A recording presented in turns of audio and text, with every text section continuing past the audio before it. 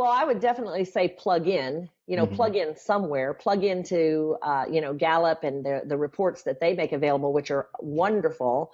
But also plug into coaching at some point. Find out who's doing it and, listen to broadcasts and find the blogs that are available. They're not that many yet. There will be more, as time goes by, but definitely tap in, plug in.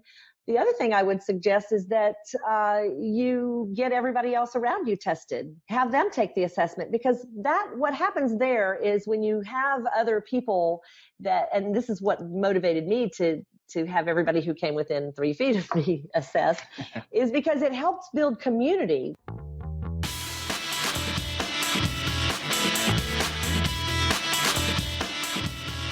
That's right, folks. Welcome back to another episode of the one, the only, the greatest podcast on the planet Earth, THEME-ADDICTS. I am your host, Andy Sokolovic, and you may have been able to tell we're changing our intro up a little bit. We're doing some things just a little bit different, just to mix it up so you guys don't get bored. Today's episode is going to be a compilation episode. What is a compilation episode? Well, Grace and I have taken a few weeks of downtime because we're working on some different projects. But one of the things we wanted to do is help those out there who had just taken the assessment answer that question, now what? I've just taken this assessment. I've got these top 5. Now what do I do? So what I'm going to do is I'm going to go back past the last 40 interviews that we did, and I'm going to distill the responses from the coaches and the strengths enthusiasts alike who I've interviewed, who have given us amazing responses. So sit back, relax, grab yourself a fresh pad of paper and a fresh pen, and be sure to take notes. Remember, if you guys have any questions, shoot me an email, andy@unleashstrengths.com. Be sure to subscribe to this podcast on iTunes. Just click that subscribe button so you never miss an episode. All right, everybody, this is your host again, Andy Sokolovic. I'll talk to you guys soon. See ya. What advice would you give to somebody who maybe just took the assessment and now they're saying to themselves, okay, now what? The best thing for you to do is study one strength at a time. So I would then point it back to myself. I would say, hey, can you turn to the section that says, what can people do who are working with someone with this strength? Can you look at that and tell me what the top thing that you would want me to know about you is? And it's looking through that level of detail with an analysis eye that they then start to go, you mean that there are other people like me? You mean that there's a commonality between what I'm experiencing and oh yeah, if you would do this for me, that would be so helpful. It gets them to pick out something practical related to their strength that they may take away immediately and say, man, if I could get my spouse to understand this and do this for me, things would be so much better. Highly encourage you to share your results with your spouse, your partner, your friends, anyone else that has the StrengthsFinder results. You can learn more about yourself from their point of view too. Well, I'd want them to read through their insight report, because the insight report is very specific just to them, whereas the book is the pure terms. So the insight report is really just about them. So to read that over and maybe take a highlighter, and I know in my book, I just instinctively grabbed a highlighter and underlined the things that really spoke to me. Looking at the ways that they're already utilizing them in their life already, right? Mm-hmm. So if they can pinpoint 2 things within each one of the top 5, how am I already using this? And then, that's already happening. Mm-hmm. And then pushing it just one step farther and maybe finding an additional 3 that they can continue, right? Something that they're maybe not doing, or something that they can stretch themselves to do within each of those. And sometimes it's about managing it, right? Sometimes it's about looking at it and going, okay, how is this hindering me, so to speak, in some ways? How am I utilizing it to a point? For me, it's achiever. How am I utilizing it to a point that can be unhealthy? Oftentimes I kind of lead in telling people that the natural inclination for many people is to go talent shopping, I call it, to go right to the bottom of the list and go, oh, how come I don't have more of these? Mm-hmm. And so I always tell everybody that you're going to want to do that, and fine, go ahead and do it. But just realize that's not the point of this. We're going to talk about, we can talk about that later. Just know that the real power is going to come at the top of the report. So what I recommend people do is to just spend some time going through, pretty simple, really, just kind of reading and processing their report and, highlighting, making a few notes, and thinking about not so much the words on the paper as how do they see this showing up in their life. And to make a few notes. And I also tell them that if there are some phrases or sentences there that you go, that's not me, just line them out. It's not as much about what's on the report as how does this stuff show up for you in your real life. And so that's kind of the starting place that I go to is just avoid talent shopping, and then read through especially that top 5 and just look for what makes sense to you. Yeah. What is that in the background there? Oh, yeah, I don't know. They're doing some sort of work outside. Hopefully they'll keep on moving. So You crazy Alaskans always have something going on up there. That's probably some power saw. Who knows? What advice would you share to somebody? Say there was a person sitting behind a computer and it was just you and them in a room, and they were the first time they took the assessment, they printed it out, and they're sitting there looking at their report. What was the first thing you would tell them to do? No need to speed. No need to speed. So you can read it fast. Obviously, we all want to discover ourselves and read through it. But, read it, come back to it, take your time and have it with you sort of, maybe not all the time, but, come back to it regularly. And you will probably notice that week after week, some things become clearer for you. And you will, if you keep a journal, or even if you don't, you may notice that that's what happened to me. In a few months' time, your perspective would have changed. So take your time. So whenever I sit down with my clients and we talk about strengths, I give them some of the different write-ups and stuff that I have.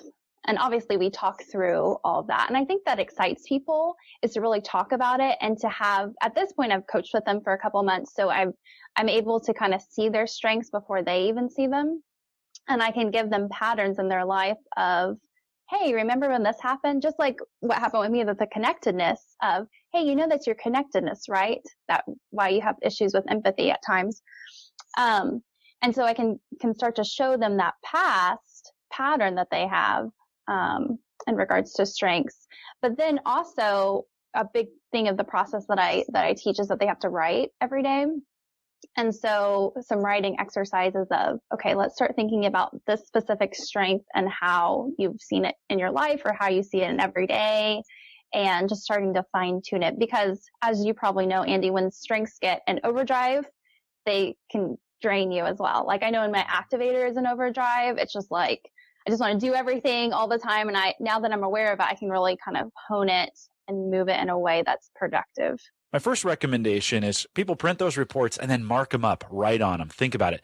Use their own themes to see how am I going to focus, right? If I'm a learner, then I'm going to want to dig in and learn everything I can about each one of those top 5 and what other people are doing, right? If input is important to me, I'm going to start collecting information in and start stacking stuff up. So I've got that along the lines.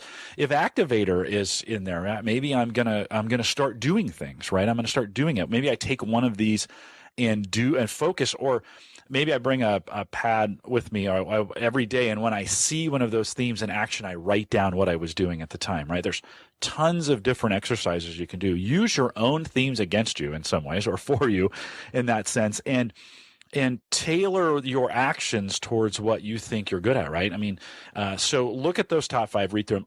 I've had people say, one of the exercises is, highlight the statements. We do a customized statement for you. Highlight the statement that you agree with, cross the ones out that you don't. That's a very simple exercise to do. If it's not there and you feel like it should, write it down, right? I mean, it's okay. You can work with us on the science here. Write down if you think you disagree or how you see it, right? You will, as you mature, as you work through these strengths, as you work with them, you'll see some areas you'll be like, oh, I thought I was this way, but it was a misconception on my own part. I was seeing something different. And so, there might be some things as you work through these change. I think the key to this, though, Andy, so that's all great and done. That's maybe the first week or two, right?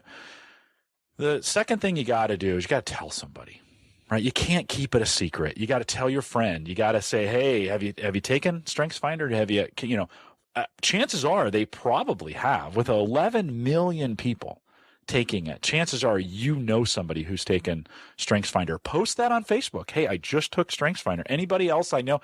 I bet out of the 2 or 3 or 400 friends you have on Facebook, I bet a few of them have, right?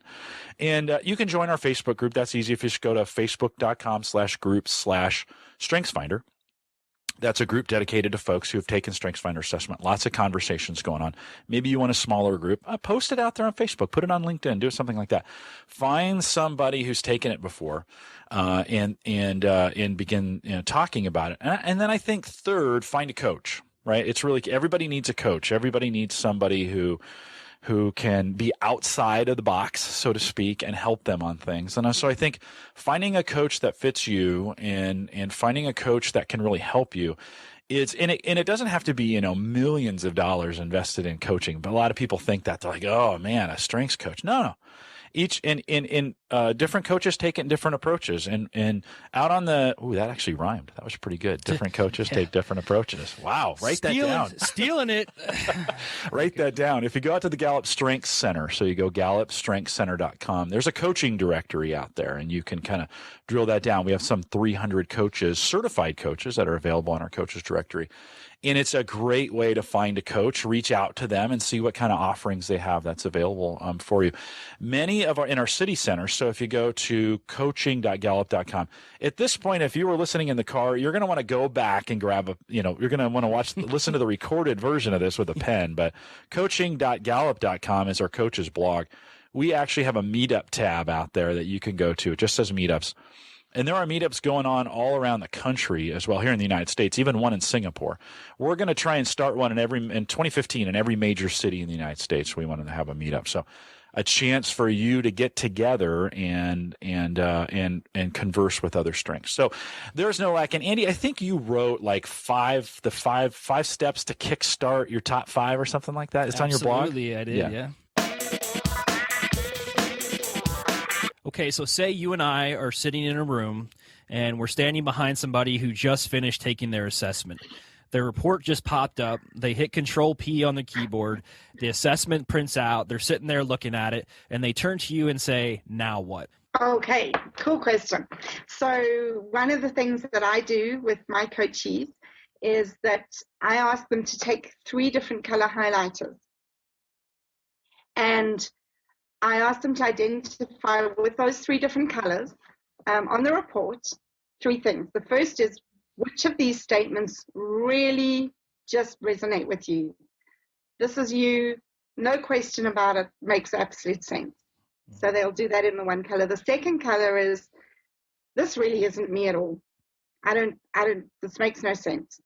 And then the third color is, so this is me, and I know it's me, but actually I'm not very comfortable with this. Mm-hmm. And so that's a cool starting place. It helps them to really get some form of identification right up front with the stuff that makes sense to them. And it allows them to express their doubts, which I think is very important in a coaching process. We can sometimes be so positive about something that we don't allow people the space to say, hey, but this doesn't make sense to me. Well, step 1, it's usually a good idea to read the assessment that comes from the Clifton StrengthsFinder report. Mm-hmm. And then what you do appreciate, what you go, yeah, that's me. Go ahead and highlight that. Mm-hmm. So you that really stands out, and you can embrace that is a part of who you are.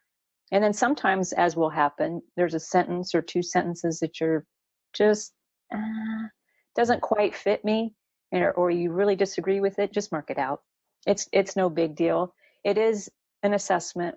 Humans are very complex and complicated. So, like all things in life, nothing can be 100% perfect 100% of the time. What did you learn about yourself that really resonated deeply? There's always a certain phrase, there's always a certain something. And then once they give me that phrase and they say it out loud, I always ask, well, what about that is empowering? What about that is something that you want to grow in? And then that absolutely changes the conversation, because now it's not about me teaching, or it's not about me informing, because as soon as I can get away from that, I try to go there as soon as I possibly can, because the assessment is about the person who's taking it talking. I would say, okay, you're in a current situation right now. Is what you do every day engaging all 5 of these strengths every day, right? Do you feel like when you get up in the morning that you have opportunities to sort of really deploy these the way that the book says you should? I mean, I'm thinking about my own experience. If I was just a workaday lawyer like I used to be, the answer would be no. But if I'm a chamber president, the answer is yes. And so I would say that would be my first question. And, if you are, then, you're in the right place. You're one of those gifted, lucky people who sort of have found themselves in the right situation. If you're not, which is probably my presumption because you came in to see me, then, you ask yourself, all right, if it's not this, then what type of job would do that, right? What does that look like? And then, so once you've established where you're at, where you'd like to be, what is that action plan that gets you from one stage to the next? We need to translate from the report to being able to understand how it impacts the way that we react and the way that we relate to other people. So really the strengths development process is to name it, claim it, and aim it. Naming piece is really to say, hey, let's understand what is this talent team? Was it for me? And I think a useful way for a person to really understand how it plays out for them is to share the report with people whom they are close to, who know them very well. One thing that I make all my clients do is go share with 3 people your reports and ask them which part of the report sounds like you, which part doesn't sound like you, and ask them for examples. Now, the reason is this. There are a lot of times that we have blind spots. We don't see what other people see. I've talked about how using our strengths is as natural as breathing air. So you might look at it and say, hey, is this really me? I'm not so sure. But pass it to your spouse, your best friend. You'll say, like, that's exactly who you are, And that really helps the person to recognize and to claim it and say, hey, maybe it is. I just wasn't aware. And even for areas where someone might say, hey, I don't think this sounds like you, but you might feel that the report speaks to you and say that it does sound like me. Let me explain to you. By virtue of just sharing your report with people who are close to you, one is it gives you opportunity to recognize and see things in yourself that others see but was blind to you. Yeah, and that's my next question. So what advice would you share with someone who has just taken the assessment? They're sitting there and they're looking at their report, and then they turn to you and they say, Vicky, now what? What do I do with this information? Well, I always ask, and it's been mentioned before, and say to people to take the report, look at it, do the highlighting of the things that really stand out to them. And when I did this exercise with my team in my previous company, and I asked them to actually spend some time, a couple of weeks, really thinking about the things that were energizing them and the things that were weakening them, and to think about where their strengths might be playing a part in that as well. The confidence that it brings is brilliant, but you first have to take some time out when you initially take your strengths assessment to just sit on it. It's like you've just bought a new pair of shoes and you try them on for the first time, and they might be a little bit nippy, but you know that they're going to stretch and get comfy eventually. The advice I like to go with the most, which I found is most effective, is just to get them to read it more than one time and do the a lot of us as coaches have people highlight the things that resonate with them, which is interesting. When more experience I have with that, I think maybe we should have them highlight the things that don't resonate with them, because they end up highlighting the whole report. But to really digest that, and then interestingly, those things that may not resonate with them, I tell them to go to their best friend or their closest loved one to ask them about it. There are a few things I would say to somebody that had just taken their test. I think the more obvious things are to really become familiar with them, to read through the signature reports, to learn as much as you can about those themes, and to not put the report in a drawer, which often a lot of people do and sort of forget about it, but to try and keep it in your conscious. But what I found actually really quite useful is asking them to give that report to someone that knows them really, really well, and to get their feedback, because you can actually learn so much more about how other people interpret what you do, and they can see things in you that you don't see in yourselves. And I think sharing your report with other people adds a lot of value to that.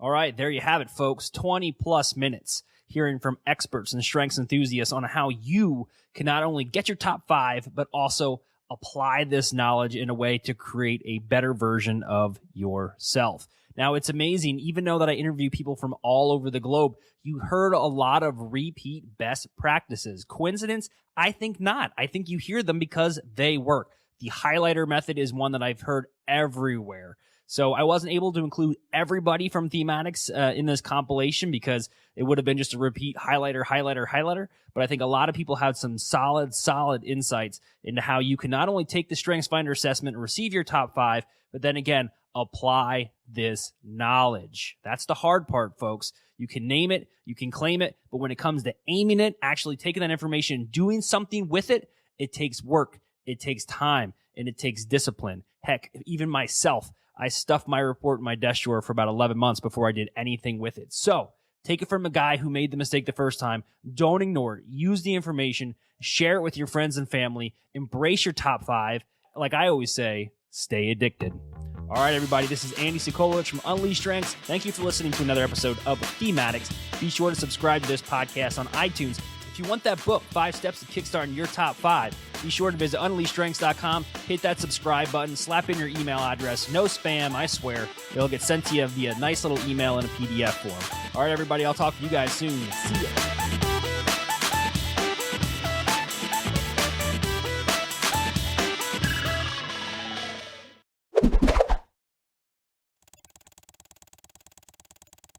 Just because this episode is over doesn't mean you have to stop watching. Click here for more episodes of the amazing podcast, THEME-ADDICTS. And as always, stay addicted.